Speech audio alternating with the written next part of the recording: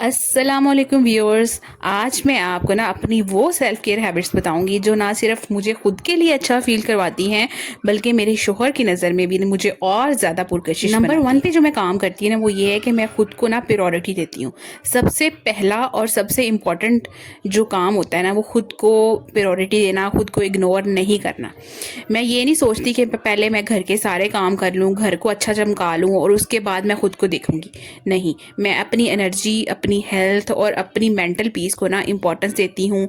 ये सब करके ना मुझे खुशी मिलती है और जब औरत खुश होती है ना तभी वो दूसरों को खुश रख सकती है और दूसरों की नज़र में अट्रैक्टिव जो है वो नज़र आ सकती है।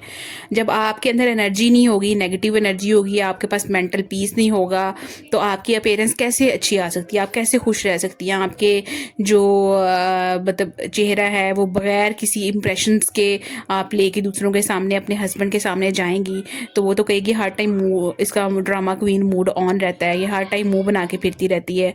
तो उस की तरफ जब आप स्माइल ही नहीं करेंगी, उसको स्माइल से उससे बात ही नहीं करेंगी, तो कैसे वो आपकी तरफ नंबर 2 पे ना मैं अपनी अपीयरेंस का बहुत ख्याल रखती हूँ।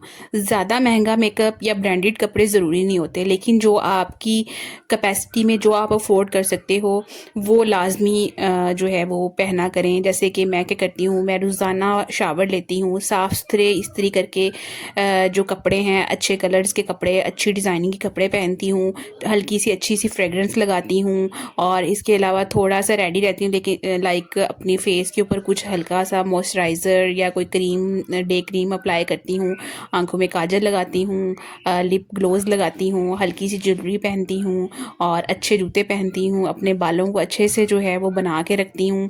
मतलब होता है ना कि आपके बाल जब अच्छे होंगे तो फिर आपके बाल अच्छे होने की वजह से आपकी पर्सनैलिटी और ज़्यादा ग्रूम अप हो जाती है। मैं हर रोज़ अपने लिए रेडी होती हूँ। पहले शादी के बाद क्या था कि मैंने एक बार अपने बालों को केराटिन करवाया था, तो तब मेरे बाल बहुत अच्छे लगना शुरू हो गए थे, लेकिन बीच में फिर मैंने दोबारा उस तरफ नहीं गई। जो मेरे नेचुरल बाल थे उन्हीं को मैं अच्छे से टाई करके या डिफरेंट स्टाइल डिज़ाइनिंग करके फिरती रहती थी। लेकिन फिर दोबारा मेरी सिस्टर की शादी थी तो मैंने एक्सटेंसो करवाया, उससे मेरे बाल बहुत ज़्यादा, केराटिन एक्सटेंसो करवाया, उससे मेरे बाल बहुत ज़्यादा अट्रैक्टिव और पुरकशिश से हो गए। तो इसने मेरी पर्सनैलिटी को ना और ज़्यादा ग्रूम अप कर दिया। तो ये सब चीज़ें जो छोटी छोटी चीज़ें होती हैं आपकी पर्सनैलिटी को ना बहुत ग्रूम अप कर देती हैं। अगर आप अफोर्ड कर सकते हैं तो आप ये चीज़ें कराएं, और अगर नहीं कर सकते तो जो आपकी कैपेसिटी में है वो आप लाजमी ट्राई करें। क्योंकि जब आप खुद को मिरर में देख देख कर स्माइल करती हैं ना तो वो कॉन्फिडेंस ऑटोमेटिकली आपकी पर्सनैलिटी में नज़र आता है। और बिलीव करें, मर्द को ये जो छोटी छोटी चीज़ें हैं ना बहुत ज़्यादा अट्रैक्ट ये है कि मैं ना अपना वेट मेंटेन करने की कोशिश करती हूँ, क्योंकि जब औरत ओवर वेट हो जाती है या उसका वेट ज़्यादा होता है ना तो फिर वो बहुत मतलब अच्छी नहीं लगती, कपड़े पहने अच्छे नहीं लगते और वैसे भी मोटा बंदा जो है इतना अट्रैक्टिव नहीं लगता। तो मैं अपना वेट मेंटेन करने की कोशिश करती हूँ। मेरा थोड़ा सा वेट ज़्यादा है लेकिन इतना नहीं है, मतलब लाइट सा ही है। तो इसके लिए मैं डेली एक्सरसाइजेस भी करती हूँ, वॉक करती हूँ और थोड़ी सी एरोबिक्स भी करती हूँ। और इसके अलावा डाइट भी अपनी जो है वो कंट्रोल करने की कोशिश करती हूँ, बेफजूल चीज़ें नहीं खाती और खाने के बाद लेट भी नहीं जाती, घर के सारे काम खुद करती हूँ, सफाई सुथराई किचन। और मैं मतलब इंडिपेंडेंट एक लेडी हूँ और अपना अपना खुद अर्न भी करती हूँ, अर्निंग के सोर्सेज भी हैं मेरे अपने। तो ये सब चीज़ें जो हैं वो मुझे अपने शौहर के लिए बहुत ज़्यादा अट्रैक्टिव बना देती हैं। नंबर 3 पे ये है कि मैं अपनी मेंटल हेल्थ का बहुत ख्याल रखती हूँ। बच्चों में पढ़ के, घर के कामों में पढ़ के मैं ये नहीं करती कि अपनी मेंटल हेल्थ ख़राब कर लूँ। मैं हर बात पे स्ट्रेस नहीं लेती है, हर छोटी बात को ना मैं अपने दिल पर नहीं लेती। मैं पॉजिटिव सोचने की कोशिश करती हूँ, अपने इमोशंस को समझती हूँ और जो गैर ज़रूरी ड्रामा है उससे दूर रहती हूँ। क्योंकि एक पीसफुल और समझदार औरत होती है ना वो घर को सुकून देती है और घर को तभी संभालती है जब उसकी मेंटल हेल्थ अच्छी हो। और मर्द को भी सुकून चाहिए होता है और मर्द भी ऐसी औरत को ही पसंद करता है जो कि उसके लिए खुशी का बायस बने। और नंबर 4 पे मैं ये करती हूँ कि मैंने जब अपने शौहर को कोई बात से मनवानी हो तो मैंने बड़े प्यार से और समझदारी से करती हूँ। चीखना चिल्लाना, ये एक ही बात को बार बार रिपीट करना, ये आपकी ना बात की अहमियत को ख़त्म कर देता है।